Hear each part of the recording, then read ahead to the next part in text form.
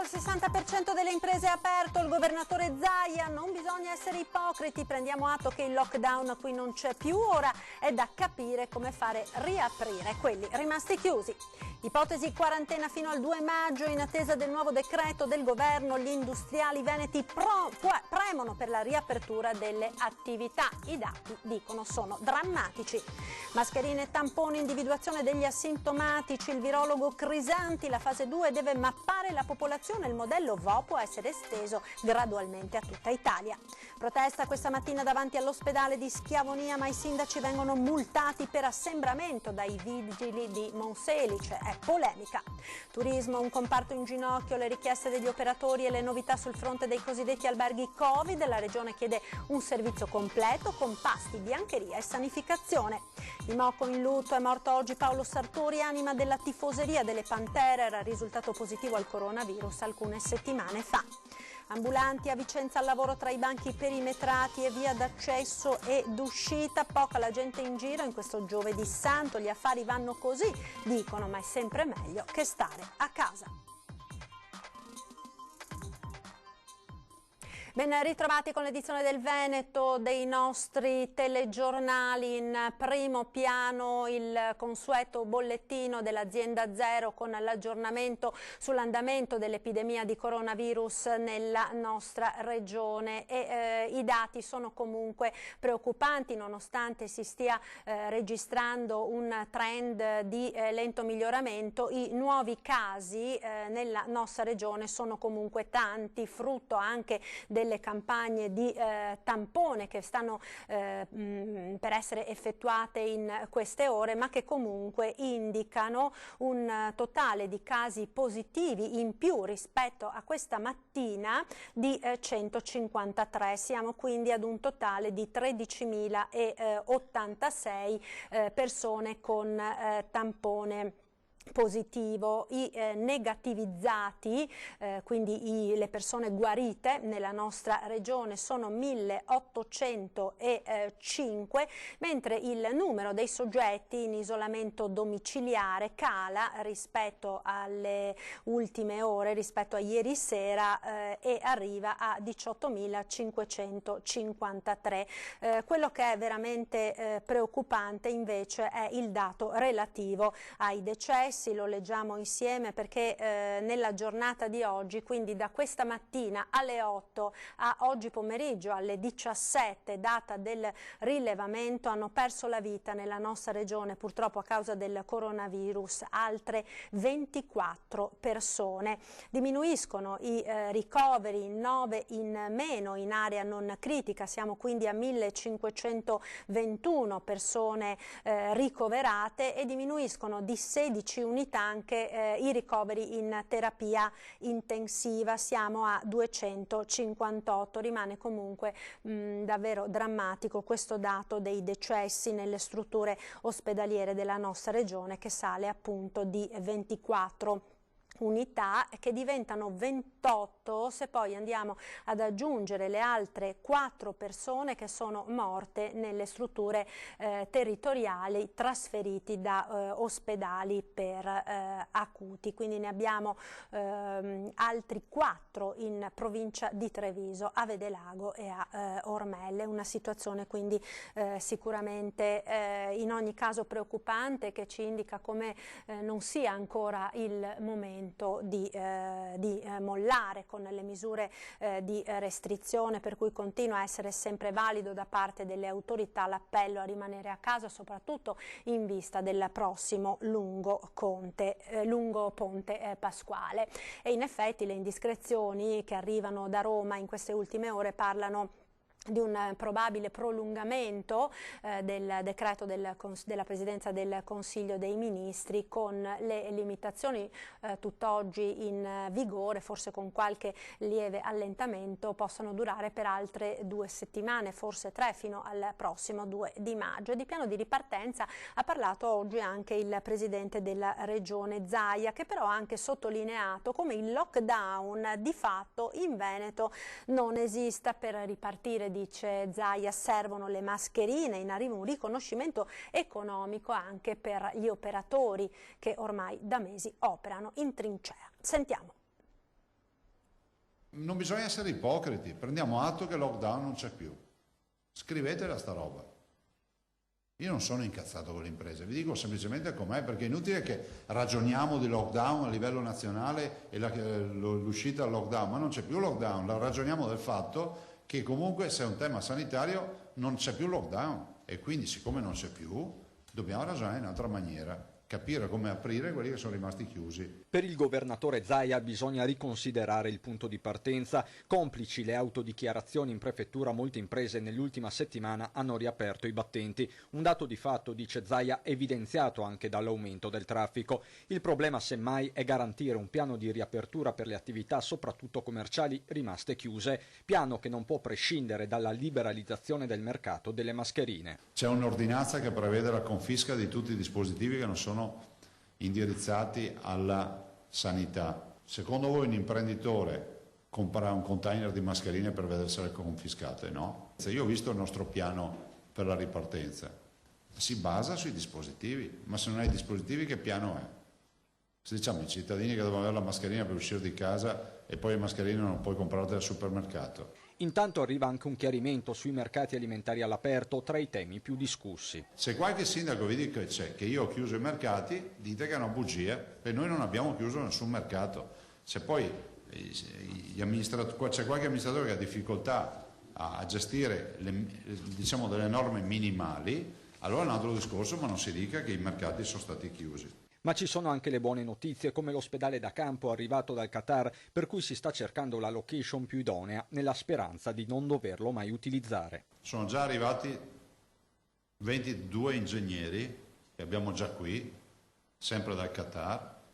Tanto per darvi una dimensione, questo è un ospedale che coprirà un'area di oltre 5.000 metri quadrati, avrà 4 moduli, ci viene regalato e fornito di tutto, letti compresi. 400 posti letto, forse 500. E non si ferma nemmeno la macchina sanitaria regionale con la firma il 22 aprile prossimo dell'accordo di programma per il nuovo Policlinico Universitario di Padova. Anche questa è una grande partita sulla quale pochi ci credevano e nel mondo dell'ufficio complicazioni e affari semplici noi insomma siamo riusciti ad arrivarci, no? Sempre sul fronte sanitario potrebbe arrivare un riconoscimento economico per gli operatori in trincea, 1.000 euro come già deliberato dalla Regione Emilia-Romagna. Io ho sentito anche Stefano Bonaccini e mi diceva proprio stamattina che anche loro hanno utilizzato quota parte del riparto sanitario e poi con altri fondi propri.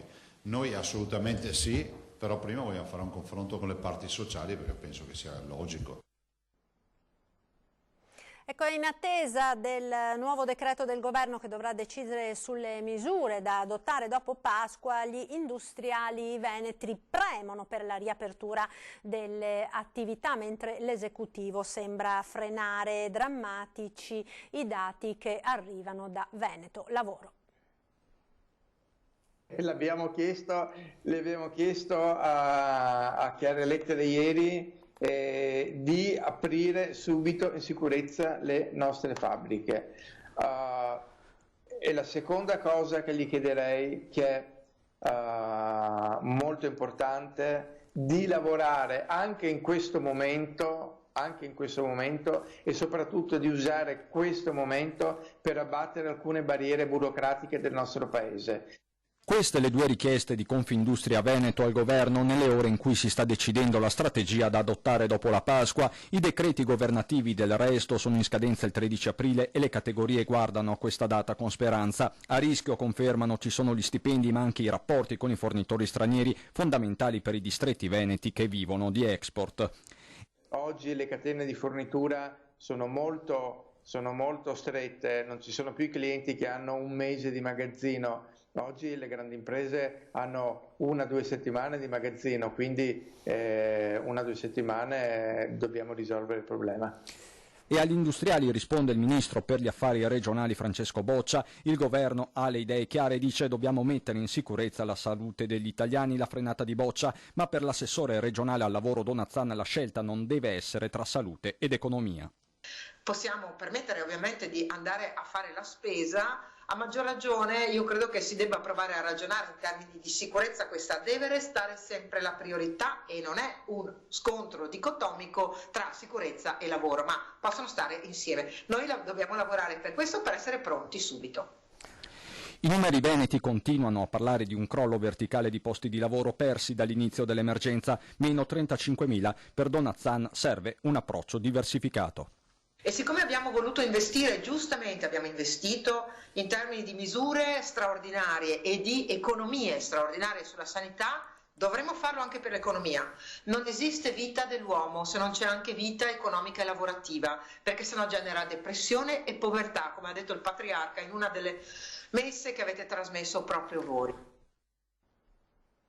E cosa dobbiamo aspettarci dalla fase 2? Lo abbiamo chiesto al dottor Andrea Crisanti, virologo dell'Università di Padova, che ha studiato il modello VO. Dobbiamo in qualche modo creare dei modelli in delle zone che sono a basso rischio e verificare quello che c'è bisogno per, da una parte, eliminare queste misure di contenimento sociale, dall'altra parte per garantire la sicurezza. Mascherine, tamponi, individuazione degli asintomatici. La fase 2 deve mappare la popolazione, ma serve un modello che possa essere esteso piano piano a tutta Italia. E suggerisco di provare prima su una zona, verificare l'impatto su una zona, perché poi l'impatto si può anche verificare, perché quando lei solleva tutte queste misure si può verificare come sono le transazioni che avvengono sui POS, sul banco, sulle carte di credito, si può immediatamente capire come l'economia riparte e in quanto tempo riparte, cioè ci sono proprio degli indicatori.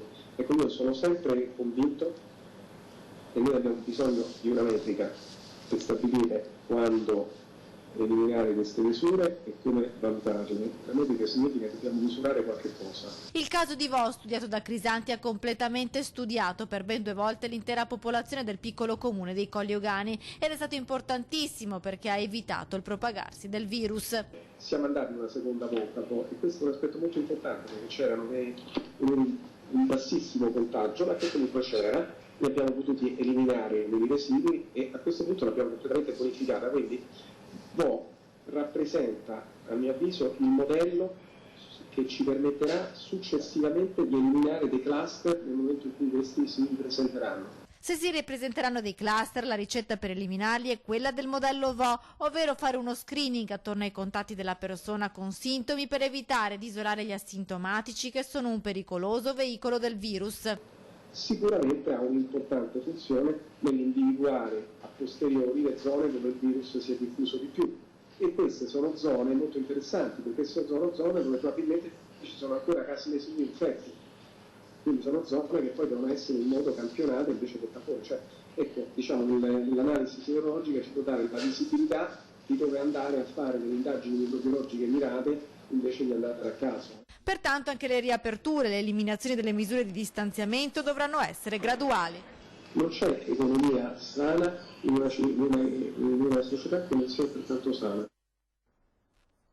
Da un lato quindi quelle che sono le preoccupazioni del mondo imprenditoriale, dall'altro l'avete sentito il punto di vista della scienza che individua quelle che potrebbero essere le tappe di questa fase 2. Nel frattempo a fronteggiare ogni giorno quelle che sono le difficoltà e le perplessità dei lavoratori come delle imprese ci sono i consulenti del lavoro che proprio oggi riuniti negli Stati Generali hanno lanciato un forte richiesta di impegno al governo. Sentiamo.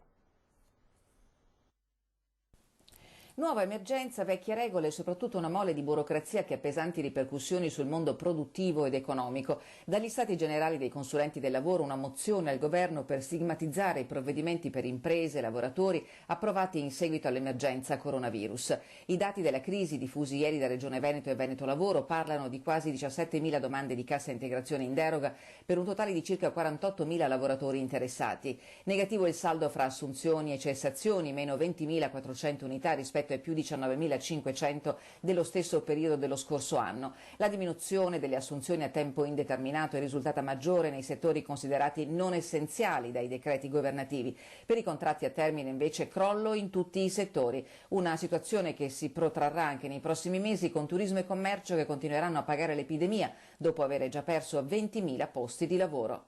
Datori di lavoro e lavoratori si sarebbero aspettati di essere coperti con semplicità e rapidità dal sistema degli ammortizzatori sociali. Questo purtroppo non si sta verificando per la complessità di usare degli strumenti ordinari, quali cassa integrazione ordinaria, fondo integrazione salariale e cassa integrazione in deroga, a fronte di una emergenza del tutto straordinaria. Data la straordinarietà ci saremmo aspettati un unico strumento e un'unica procedura, dice il presidente dell'Ordine dei Consulenti del Lavoro della provincia di Belluno e coordinatore regionale del medesimo organismo. I problemi si verificano proprio attraverso l'uso del sito INPS, in quanto far passare attraverso lo stesso canale una moltitudine di soggetti ha creato delle difficoltà proprio nell'operatività del sistema.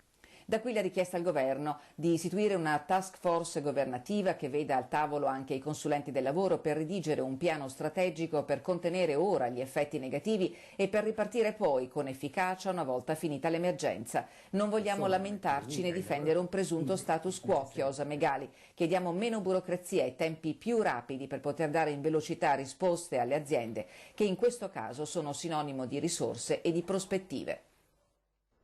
Un'altra vicenda ora che ha suscitato molte polemiche oggi è quella della protesta dei sindaci davanti all'ospedale di Schiavonia nel Padovano, sindaci che sono stati multati dalla polizia locale per assembramento. Vediamo.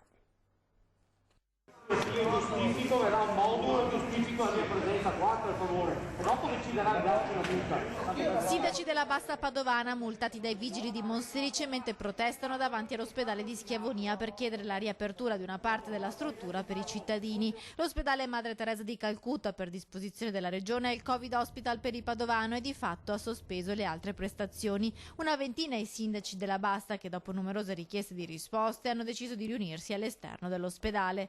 Abbiamo deciso di recarci davanti all'ospedale Schiavonia per chiedere che ancora una volta che le nostre comunità non siano sprovviste di un ospedale di riferimento, perché queste comunità rappresentano il 40% della provincia di Padova e quindi lasciare scoperte queste comunità, 40% della provincia di Padova, è davvero una situazione grave. Mascherine, guanti monouso, distanze di sicurezza, tutto ciò non è bastato e puntuali sono arrivati i vigili che hanno messo a verbale le autocertificazioni e hanno contestato l'assembramento. Alla protesta non ha partecipato proprio il sindaco di Monselice, Giorgia Bedin, leghista. È certo che il sindaco di Monselice non c'era stamattina, non c'era e secondo noi il sindaco di Monselice doveva essere con noi, perché è il rappresentante delle nostre comunità, è il presidente dell'ex UR 17 e quindi doveva essere lì con noi. Non c'era e non solo i vigili di Monselice sono arrivati lì. Il sospetto dunque è quasi scontato. La polizia locale è stata solamente scrupolosa o è stata mandata ad hoc dal primo cittadino di Monselice che non condivide la protesta dei colleghi della Bassa? E tra le vittime del coronavirus di queste ultime ore ricordiamo anche una dottoressa, un medico di base che esercitava a Borbiago di Mira. È il 100° medico che perde la vita nel nostro paese. Sentiamo. Vorrei ricordare e fare le mie condoglianze in particolar modo ovviamente a tutti i morti, in particolar modo ai familiari e alla FIMG, quindi ai medici di base, per la morte della dottoressa Samar Signab, che è il 100° medico che perde la vita in questa tragedia, non in Veneto, ma lei si è persa la vita in Veneto, è morta a Treviso e operava a Mira. E quindi Samar Signab, che è stata un medico di base, e purtroppo è morta di coronavirus. All'inizio del punto stampa giornaliero, il presidente Zaia ha voluto ricordare il 100° medico che ha perso la vita in Italia, Samal Sinjab, che si è spenta nella notte all'età di 62 anni dopo aver seguito i suoi pazienti nell'ambulatorio di Borbiego di Mira, dove era arrivata nel 94. È stata una tra le prime ad ammalarsi, tentando di curare le persone che accusavano i sintomi del Covid-19, quando ancora non si sapeva nulla della sua comparsa in Italia e a Borbiego di Mira in particolare. Nata a Damasco, la dottoressa era molto legata alla sua terra, pur essendo perfettamente a suo agio nella cultura italiana. Si è sposata con un famoso pediatra, grande amore della sua vita, stabilitosi a Mira negli anni 90. Un matrimonio che ha portato alla nascita di 2 figli, terminato 13 anni fa con la morte del marito, colpito da infarto. Sinjab ha continuato a esercitare la sua professione con dedizione. Il 25 febbraio scorso ha festeggiato il suo compleanno. Poi si è resa conto che forse anche a lei, che sempre aveva cercato di usare i mezzi di protezione personale, poteva aver contratto il virus. Di lì le cose sono peggiorate, fino al ricovero in ospedale e la terapia intensiva. E tra le vittime di questo virus anche il capofila dei tifosi dell'Imoco Volley Conegliano, ed è una giornata di lutto oggi questa per la squadra e tutta la tifoseria.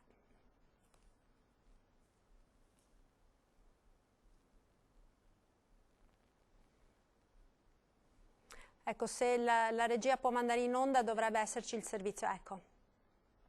Il segreto qual è? Rispettare gli altri, qualsiasi sia un risultato, cercare di portare sempre questo rapporto di amicizia e di rispetto, e poi che vinca il migliore. Sempre con il sorriso amava l'Imoco, capultras, tifoso nel sangue, ma di quelli leali e corretti, difficili da trovare.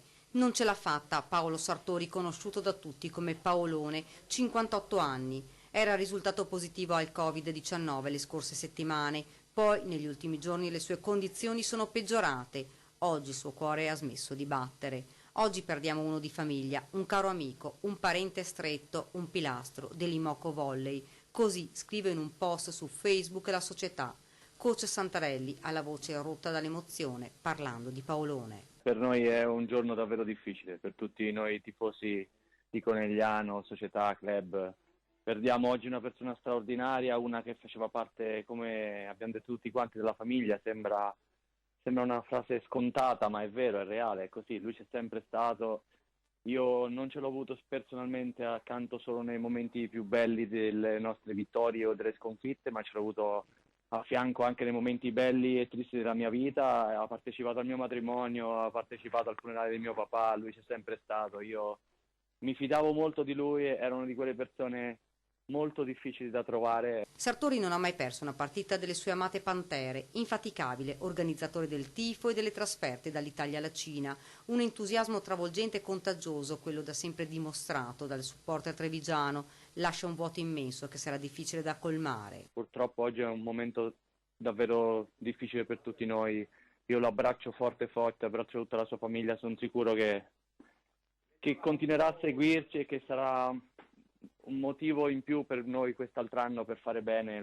Dobbiamo qualcosa a lui per tutto quello che ha fatto per noi e per questo club. Continuerà a seguire le partite, continuerà a tifare le Pantere, lui ci sarà comunque, il suo ricordo rimarrà indelebile nel cuore delle Pantere e dell'Imoco.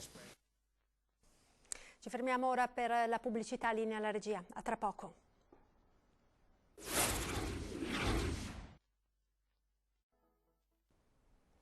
Ed eccoci nuovamente in studio con l'edizione del Veneto dei nostri telegiornali. Parliamo ora di turismo, un comparto in ginocchio, le richieste degli operatori e quelle che sono le novità sul fronte dei Covid Hospital nel prossimo servizio.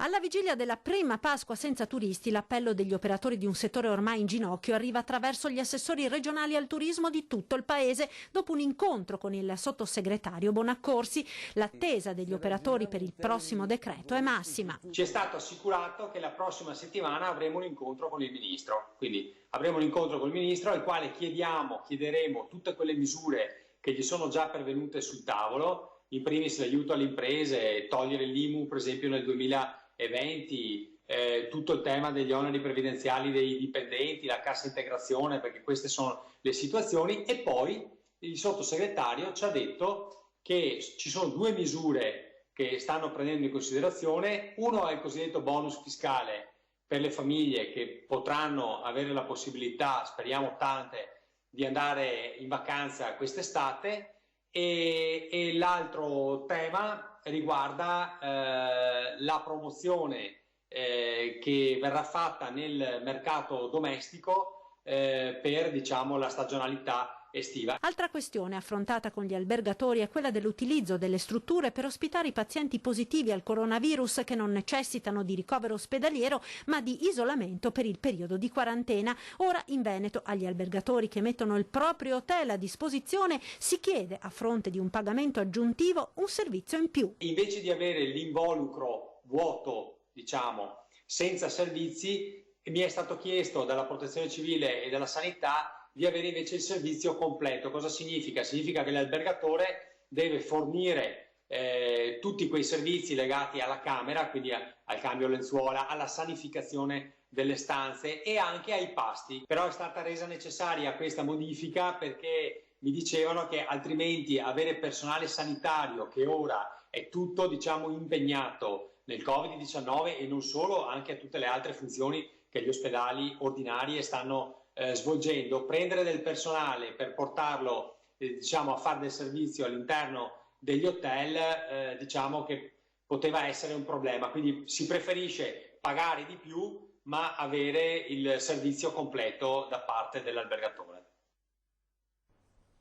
Adesso ritorniamo sul rinvio delle elezioni regionali in autunno, un rinvio che nei giorni scorsi era stato definito folle dal governatore Zaia. Per Achille Variati, sottosegretario veneto all'interno, si deve votare non appena le condizioni lo consentiranno. Quanto alla candidatura di Arturo Lorenzoni, Variati rassicura. Andremo a votare al più presto, chiaramente non a maggio, che ormai siamo ancora dentro alla piena emergenza, quindi cercheremo di farlo, diciamo, l'autunno inizia col 21 di settembre, 20-21 settembre, adesso una volta si diceva 21, adesso dipende dagli anni vari, comunque attorno al 20-21 settembre, da lì inizia l'autunno. Vediamo di farle nella parte il più possibile vicine all'inizio dell'autunno, non nell'autunno inoltrato. Io immagino che il dottor Lorenzoni, quasi con una forma di pudore verso il dolore, sia rimasto un po' zitto in questo tempo, perché non era il tempo delle diatribe elettorali. Io penso che sarà sicuramente lui e ora comincerà anche a dire qualche idea, a lanciare qualche idea, non polemica, ma qualche idea che possa contribuire alla comunità veneta. Possiamo lanciare l'hashtag Arturo stai sereno? No, perché quella frase lì a suo tempo la disse Renzi e non portò fortuna. No. Auguri invece e buon lavoro a Lorenzoni. Ed ora andiamo a Vicenza per vedere come è andato questa mattina il mercato del Giovedì Santo tra banchi perimetrati e un percorso con una via d'ingresso e una di uscita. Sentiamo l'umore dei commercianti. Ore 11:30 di giovedì mattina, il cuore pulsante di Vicenza, il centro storico, quello di Corso Palladio, delle piazze, cerca una parvenza di vita normale. I residenti escono dalle case, il tempo di fare la spesa. Oggi è giorno di mercato, quello solo alimentare. Un via vai di persone con borse della spesa si aggira per le vie che portano in piazzetta San Leonardo, Contra Garibaldi e in piazza Duomo, dove appunto si tiene il mercato. Ed eccoli banchi di frutta e verdura, rosticceria, insaccati, formaggi, perimetrati con via di accesso e uscita controllate dalle guardie giurate e le pantere che si sono messe a disposizione dell'amministrazione.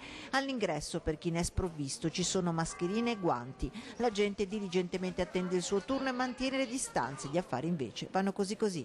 Non benissimo, si vede anche, però per fortuna dobbiamo ringraziare il Comune di Vicenza, i vigili che ci permettono di poter lavorare, che è uno dei pochi comuni Vicenza che si è adoperato per metterci in condizione di lavorare. Guardi attorno a quest'ora, alle 11, mezzogiorno, non c'è nessuno, vuol dire che non è per dire non lavoriamo, perché proprio non si fa niente, siamo sotto acqua dappertutto. Qua adesso Vicenza, essendo anche una città, siccome si può andare solo quelli del comune a fare la spesa, si lavora, insomma, il movimento c'è, la gente ha già preso qualcosina per domenica, per Pasquetta, non so quando vuol fare, poi noi siamo anche sabato in caso e non possiamo lamentarci, dai.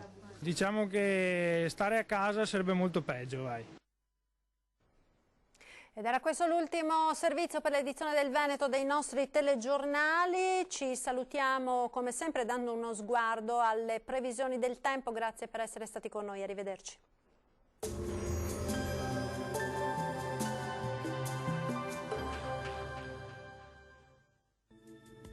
Bentrovati a un nuovo aggiornamento meteo. Nessuna novità rispetto ai giorni scorsi, sarà un venerdì santo determinato ancora dalla presenza dell'anticiclone. Bel tempo e clima primaverile. La situazione nel dettaglio. Sul Veneto tranquillità e stabilità atmosferica, sarà una splendida giornata con sole, vedete, su tutti i settori della nostra regione. Il cielo sarà sereno e la nuvolosità praticamente inesistente.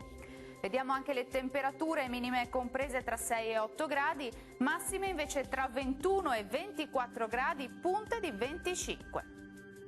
Ampio soleggiamento anche sul Friuli Venezia Giulia, non sono attese precipitazioni e anche qui il cielo sarà terso e limpido. Temperature minime tra 8 e 9 gradi, massime tra i 22 e i 25. Uno sguardo infine alla situazione del Trentino Alto Adige, anche qui non cambia di molto, bel tempo stabile, cielo sgombro da nubi.